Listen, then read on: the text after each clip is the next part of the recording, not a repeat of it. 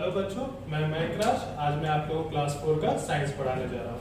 तो आज हम लोग पढ़ेंगे अपना चैप्टर 4 जो कि है हमारा रिप्रोडक्शन इन एनिमल्स। तो रिप्रोडक्शन इन एनिमल्स का हिंदी क्या होता है?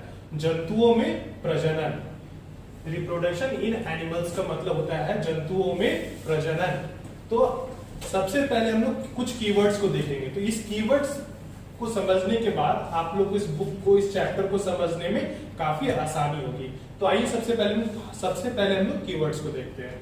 तो सबसे पहले हमारा क्या है? सबसे पहले हमारा रिप्रोडक्शन। तो रिप्रोडक्शन का मतलब होता है प्रजनन। उसके बाद एबिलिटी मतलब योग्यता। उसके बाद फीचर्स मतलब विशेषताएं। उसके बाद हैच। तो हैच का मतलब होता है अंडे से निकलना। जब कोई भी जंतु अंडे से बाहर निकलता है तो उसको हम लोग क्या बोलते हैं? हैच। उसके बाद एपियर। तो एपियर का मतलब होता है दिखाई देना। उसके बाद है हमारा डिसएपियर। तो डिसएपियर का मतलब होता है गायब या विलुप्त। उसके बाद है हमारा लिजार्ड्स। तो लिजार्ड्स का मतलब होता है छिपकली। उसके बाद इंक्यूबेटेड। इंक्यूबेटेड का मतलब होता है अंडे सेवना। उसका रेप्टाइल्स मतलब सरीसृप। उसके बाद मॉल्टिंग मतलब केचुले बदलना। उसके बाद मैमल्स मतलब स्तनीय जंतु या दूध पिलाने वाला जंतु या जानवर। उसके बाद डेवलप्ड मतलब विकसित। तो ये कुछ कीवर्ड्स है। इस कीवर्ड्स को आप लोग अपने नोटबुक में लिखेंगे इस वीडियो को पॉज करने के बाद। तो आइए हम लोग कुछ टॉपिक्स को देखते हैं जो कि हम लोग को इस चैप्टर के अंदर में पढ़ना है। तो सबसे पहले इंट्रोडक्शन मतलब परिचय।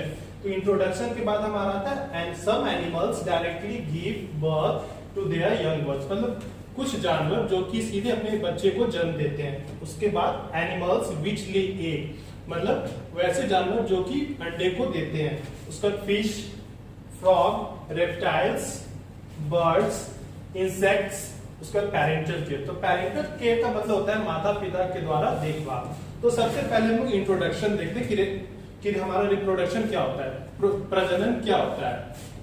तो वैसे जंतु जो कि अपनी ही प्रकार के किसी दूसरे अपने ही प्रकार के जंतु को जन्म देते हैं उसे हम लोग रिप्रोडक्शन कहते हैं। तो रिप्रोडक्शन हमारे कितने प्रकार का होता है? रिप्रोडक्शन हमारा 2 प्रकार का होता है। तो पहला होता है animals directly give birth to their young ones मतलब वैसे जानवर जो कि सीधे बच्चे को जन्म देते हैं। और दूसरा होता है हमारा एनिमल्स विच ले एग्स वैसे जानवर जो कि अंडे को देता है। तो प्रजनन कौन करता है? प्रजनन जीवित वस्तु करते हैं। तो जब भी जीवित वस्तु प्रजनन करते हैं, जब भी बच्चे को जन्म देते हैं तो बच्चा हमारा क्या होता है? बच्चा हमारा काफी छोटा होता है। जैसे कि मानव इंसान, हम लोग इंसान में देखते हैं कि घर में जो छोटा बच्चा होता है वो काफी छोटा होता है, फिर वो धीरे धीरे बड़ा होता है। ठीक उसी प्रकार से जो जानवर होते हैं वो क्या करते हैं? जब बच्चे को जन्म देते हैं तो वो बच्चा क्या होता है? काफी छोटा होता है। उसके बाद वह भी धीरे धीरे बड़ा होता है। जब बच्चा छोटा होता है तो वो कैसा दिखता है? वो अपने माता पिता की तरह दिखता है, लेकिन वह हूबहू अपने माता पिता की तरह नहीं होता है। क्यों? क्योंकि उनमें कुछ ऐसा लक्षण आता है जिससे कि वो अपने माता पिता को दिखाते हैं कि हाँ उसमें कुछ ऐसी विशेषताएं हैं जो कि उनके माता पिता के पास है। तो ये था हमारा इंट्रोडक्शन। तो उसके बाद हम लोग देखते हैं some animals directly give birth to their young ones. तो इसका हिंदी होता है कुछ जानवर जो कि सीधे बच्चे को जन्म देते हैं।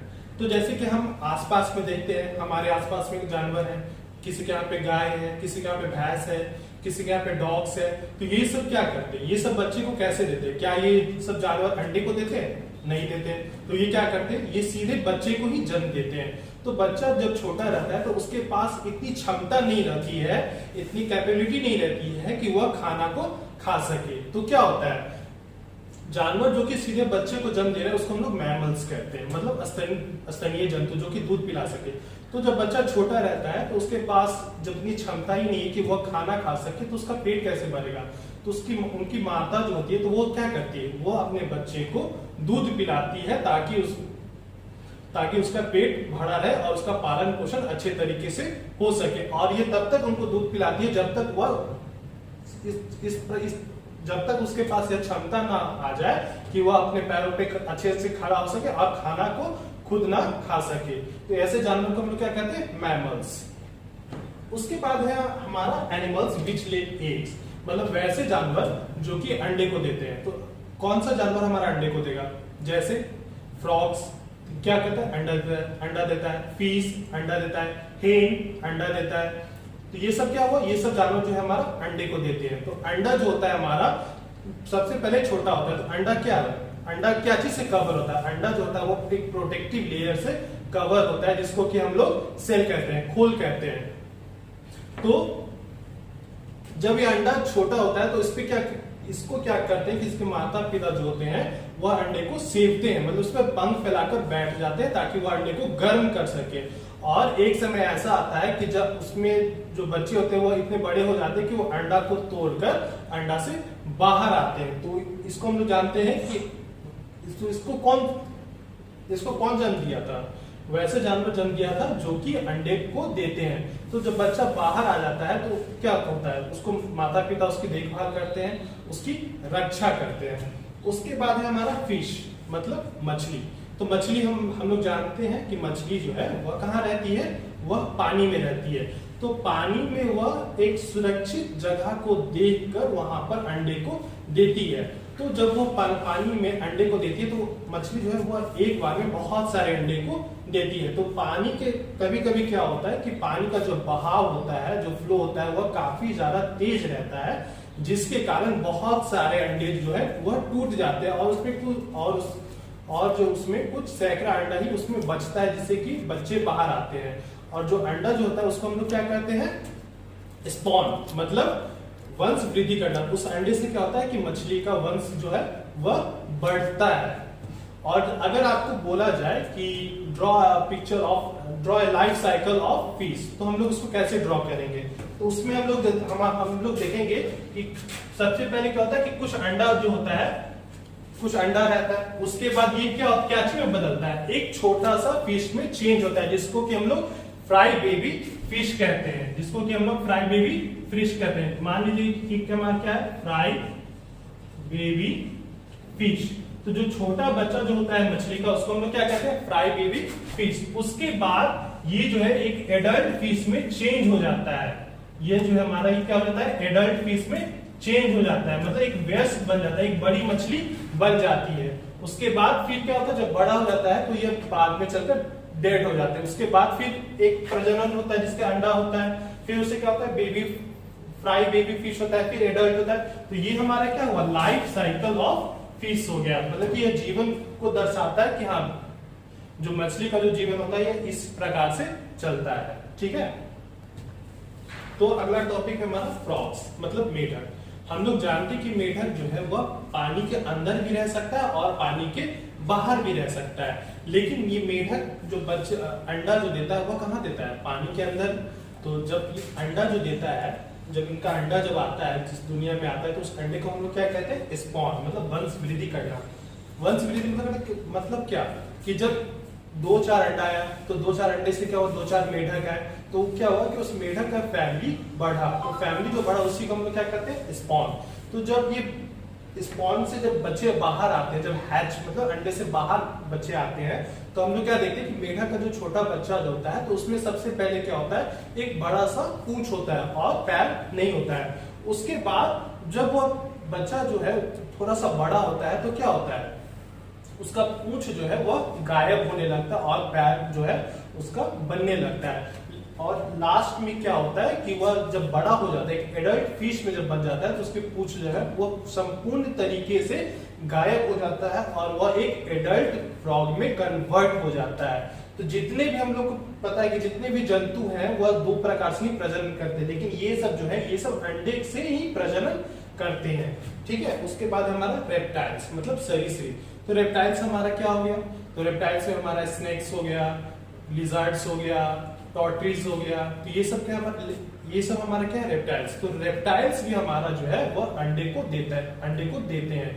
तो वो वहां से भी क्या होता है कि छोटे छोटे बच्चे बाहर निकलते हैं, फिर बड़े होते हैं।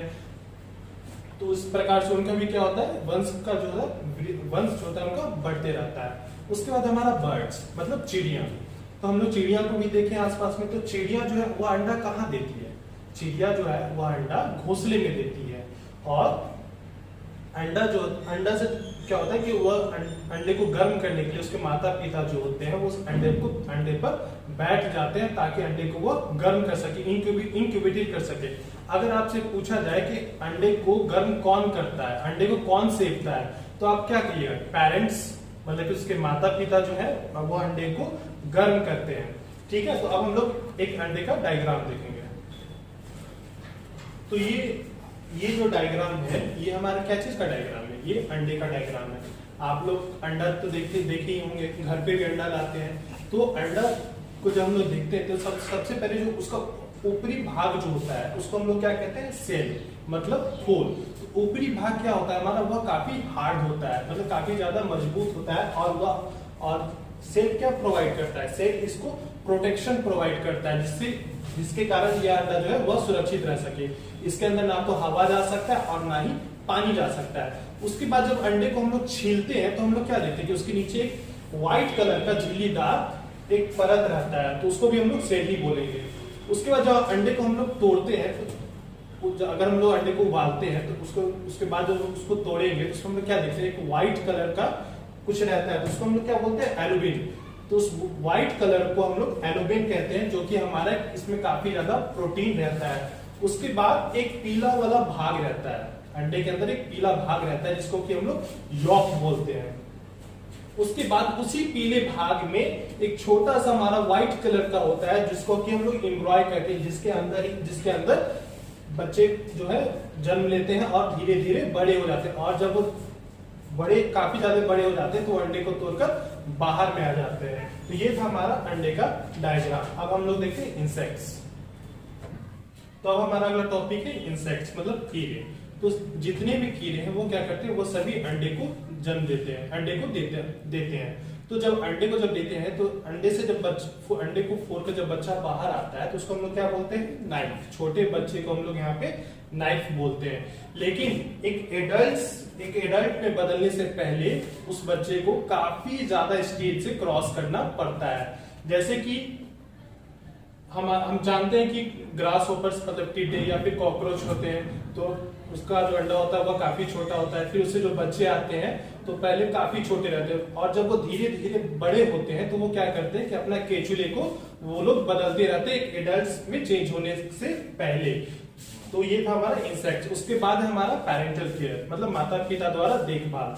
तो जो भी जंतु या फिर मानव जो होते हैं वो अपने बच्चे को काफी ज्यादा देखभाल करते हैं, या उनके जन्म से पहले या फिर उनके जन्म के बाद। तो जो मैमल्स होते हैं, जो स्तनीय जंतु होते हैं, वह अपने बच्चे को काफी ज्यादा देखभाल करते हैं, क्योंकि उनके पास इतनी क्षमता नहीं होती है कि वह खुद से खाना को खा सके। तो वो उन्हें दूध पिलाकर बड़े करते हैं, और जब उनके पास क्षमता हो जाती है तब जाकर उसको दूध पिलाना वो छोड़ते हैं, क्योंकि वह अपने आप को इस प्रकार बना लेते हैं कि वो खुद ही खाना खा सकते हैं। लेकिन अगर हम मानव की बात करें तो मानव जो होता है वह अपने बच्चे को काफी ज्यादा देखभाल करते हैं। उन्हें बहुत ही उसमें मानव में काफी हाई परसेंटेज होता है, जिसके कारण वो अपने बच्चे को काफी अच्छे से देखभाल करते हैं। लेकिन जो चिड़िया जो होती है, चिड़िया का जो बच्चे होते हैं वो काफी छोटे होते हैं, और उनके पास इतनी क्षमता नहीं होती है कि वह खुद से उड़ सके और खुद से खाना खा सके। तो इसलिए उसके माता पिता क्या करते हैं कि उनके लिए घर तैयार करते हैं, जिसमें कि वह एनिमी से उसको बचा सके, और खाना जो होता है वह लाकर खुद ही उनको खिलाते हैं ताकि वह बड़े हो सके, और उड़ने के लायक उनको बनाया जाता है। तो ये था हमारा पेरेंटल केयर। तो इसी के साथ आपका ये वीडियो समाप्त होता है। मुझे उम्मीद है कि आप लोग को ये वीडियो पसंद आया होगा। इस चैप्टर को आप लोग खुद से पढ़िए, 2 बार पढ़िए, 3 बार पढ़िए, तब जाकर ये वीडियो आपको अच्छे से समझ में आएगा। तब तक के लिए धन्यवाद।